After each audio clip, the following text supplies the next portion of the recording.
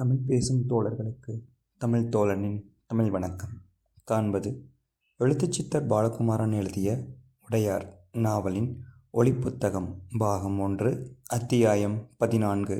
ஒற்றராக இருப்பது எளிதல்ல.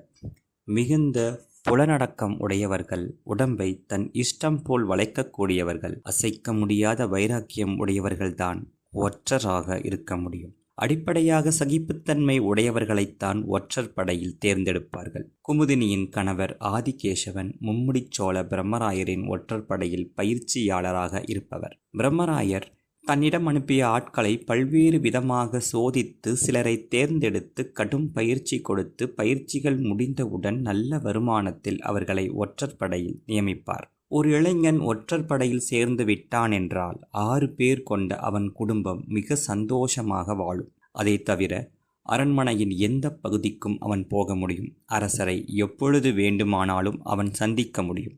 அரசாங்கத்தில் என்ன நடக்கிறது என்பதை உடனுக்குடன் தெரிந்து கொள்ள முடியும். அரசருக்கென்று தனியே ஒரு ஒற்றர் படை இருந்தது. அந்த ஒற்றர் படையை பிரம்மராயரின் ஒற்றர் படை வேவு பார்த்தது. ஒரு அரசாங்கத்தில் இதுவெல்லாம் சகஜம்.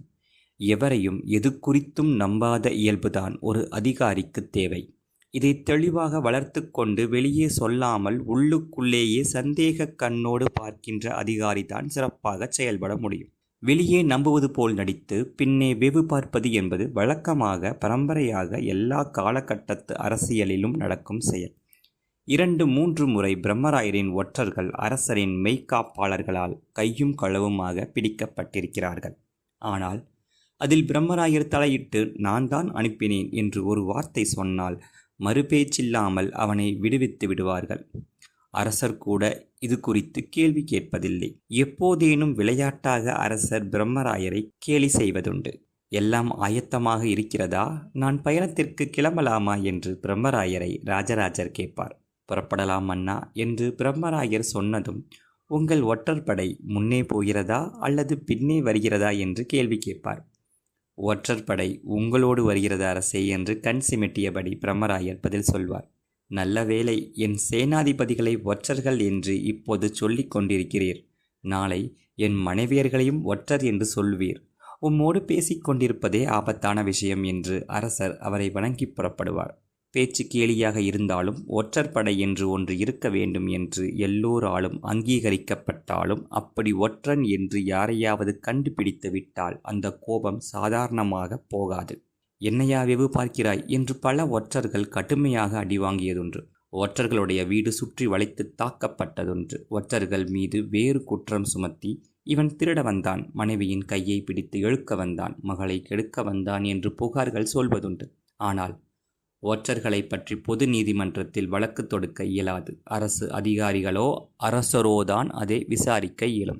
ஒற்றர்கள் அத்துமீறியதும் ஒரு சமயம் நடந்திருக்கிறது. ஒரு ஒற்றன் அமைதியாக இருக்க வேண்டும். அப்படி இல்லாமல் ஒருவன் தன்னை கேலி செய்தவனை போருக்கு அழைத்து தனிப்போர் புரிய சொல்லி பல ஆயிரக்கணக்கான மக்களின் முன்னே கேலி செய்தவனை அவமானப்படுத்தி தான் மிகுந்த திறமைசாலி என்று ஊருக்கு பறைசாற்றி எல்லாம் முடிந்து திரும்புகிற சமயம் எதிர்பாராத விதமாய் கேலி செய்த அந்த மனிதனாலேயே தாக்கப்பட்டு இறந்து போன ஒற்றன் உண்டு. இந்த சம்பவத்திற்கு பிறகு மன்னர் ஒற்றர்கள் மீது கடுமையான கட்டுப்பாடுகளை விதித்தார். எந்த காரணம் கொண்டும் ஒற்றர்கள் ஜனங்களுக்கு நடுவே தாங்கள் இன்னார் என்று காட்டிக்கொள்வதும் தங்கள் பெருமைகளை வெளிப்படுத்துவதும் தனிப்போருக்கு அழைப்பதும் அல்லது தன்னை முன்னிலைப்படுத்திக் கொள்வதும் கூடாது.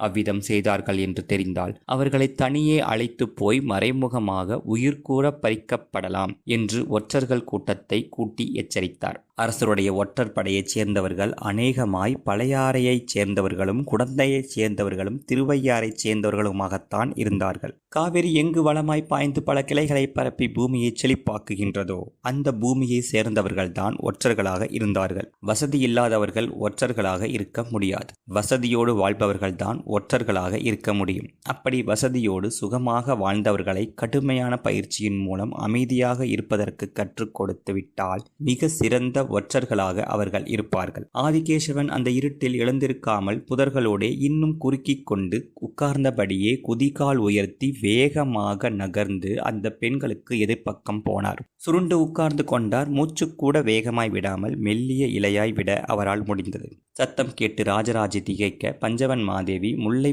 பந்தலிலிருந்து களியை உருவி அவர் உட்கார்ந்திருந்த மல்லிகை புதரில் ஓங்கி அடித்தார். ஆதிகேசவன் அங்கு இருந்திருந்தால் அந்த அடி மிக பலமாய் அவரை தாக்கியிருக்கும். பக்கத்தில் சில இடங்களில் மூங்கில் களியால் குத்தி துளாவினார்.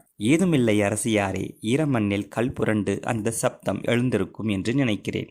அல்லது நாம் திகைத்ததற்கு எதிரொலியாக அந்த சப்தம் எழுந்திருக்கும் என்று நினைக்கிறேன். இங்கு எனக்கு தெரிந்து மனிதர்கள் யாரும் இல்லை என்று ராஜராஜி சொன்னாள். பஞ்சவன் மாதேவி சிறிது நேரம் புதரை உற்று பார்த்துவிட்டு பலகையில் உட்கார்ந்து கொண்டார். ராஜராஜியையும் உட்காரச் சொன்னார். மறுபடி சொல், அரசருக்கு எதிராக அபிசார ஹோமம் செய்வது யார்? யார் இந்த தகவலை ராஜேந்திரருக்கு தெரிவித்தார்கள்? அரசியாரை, சேர தேசத்திற்கும் போகும் வழியில் கொல்லிமலை என்று ஒரு இடம் இருக்கிறது. அந்த கொல்லிமலையின் பள்ளத்தாக்கில் ஒரு நீர் சுனைக்கு அருகே பெரிய குடில் அமைத்து 15-16 பேர் தங்கியிருக்கிறார்கள். அவர்கள் எல்லோரும் கையில் காப்பு கட்டி கொண்டு சோழ தேசத்தை அழித்து விடுவதாய் சபதம் செய்திருக்கிறார்கள். சோழ தேசத்தை போர் செய்து அழிக்க முடியாது என்று நன்கு தெரிந்து வேறு விதமாய் அழிக்க முற்படுகிறார்கள். ராஜராஜ சோழரை ஒழித்து விட்டால் சோழ தேசம் ஒழிந்தது என்பது அவர்களது எண்ணம். எனவே பெரிய அளவில் அபிசார ஹோமம் செய்கிறார்கள். மாதக்கணக்கில் மந்திர ஜபம் ஜபித்து பூஜை பிசாசங்களை வரவழைத்து அவற்றை அரசர் மீது ஏவி விடுவது அவர்களுடைய திட்டம். இதை கண்டுபிடித்து சொன்னது மதுராந்தக கண்டராதிதர். இந்த தகவலை உங்களுக்கு ராஜேந்திரர் சொல்லச் சொன்னார். மதுராந்தக கண்டராதிதர் நேரே வந்தாரா அல்லது ஓலை வந்ததா? ஓலை வந்தது. ஏன் ஓலை வந்தது? மதுராந்தக கண்டராதிதரை இந்த அபிசார ஹோமம் செய்பவர்களை கடத்தி கொண்டு போய்விட்டார்களாம். நடுக்காட்டில் அவர் பயணம் செய்து கொண்டிருந்த போது சுற்றி வளைத்து சேர தேசத்திற்கு கூட்டிக் கொண்டு போய் விட்டார்களாம். ராஜராஜருக்கு எதிராக நீங்கள் ஹோமம் செய்ய வேண்டும். நீங்கள் தான் அதற்கு கர்த்தாவாக இருக்க வேண்டும். நீங்கள் தான் கையில் தர்ப்பை பிடித்து ஹோமத்தை ஆரம்பிக்க வேண்டும். நீங்கள் தான் வரமிளகாயை கொட்டி மாமிசங்கள் போட்டு மதுக்குடம் சாய்த்து யாகம் செய்ய வேண்டும் என்று வேண்டிக் கொண்டார்களாம். மறுத்தபோது அடித்து துன்புறுத்தினார்களாம். எங்களாலேயே இதை செய்ய முடியும். இந்த இடத்தில் உட்கார்ந்தபடி ராஜராஜ சோழனை அழித்துவிட முடியும். ஆனால் ராஜராஜ சோழனுக்கு இரத்த சம்பந்தம் உள்ள நீ கையில் தர்ப்பை பிடித்து ஹோமத்தை ஆரம்பித்து வைத்தால் வெகு நிச்சயமாய் இதன் பலன் விரைவாக இருக்கும். நாள் தவறாது வரமிளகாயை இதில் கொட்டி நீ ஜெபம் செய்தால் ராஜராஜ சோழனுடைய பற்கள் வெகு விரைவில் கொட்டிவிடும். முகம் மாறும், வயிறு நோகும், நெஞ்சை அடைக்கும் என்றெல்லாம் சொன்னார்களாம். அடிவதைக்கு பயந்து செய்வதாக ஒப்புக்கொண்டு அவர்கள் இருப்பிடம் எது என்று கண்டுபிடிப்பதற்காக அவர்களோடு இருப்பது போல் நடித்து அவர்கள் சொல்லிக் கொடுத்த மந்திரத்தை சொல்லாமல் கையில் தர்ப்பை பிடித்தபடி வெறும் நமச்சிவாய மந்திரம் சொல்லிவிட்டு மதுராந்தக கண்டராதித்த தேவர் அவர்களுடைய பூஜையில் இருந்து தப்பித்து ஓடி வந்து ஒரு பௌத்த மடாலயத்தில் அடைக்கலம் கேட்டிருக்கிறார். பௌத்தர்கள் முழு விவரம் தெரிந்து கொண்டு அவருக்கு அடைக்கலம் கொடுத்திருக்கிறார்கள். அம்மா, அவர் அடைக்கலமான பௌத்த மடாலயம் எது என்று தெரியுமா என்று ராஜராஜி கேள்வியோடு நிறுத்திவிட பஞ்சவன் மாதேவி முகத்தில் அதிர்ச்சியை காட்டியது. எது? சீக்கிரம் சொல் என்பது போல் இருந்தது. நன்றி.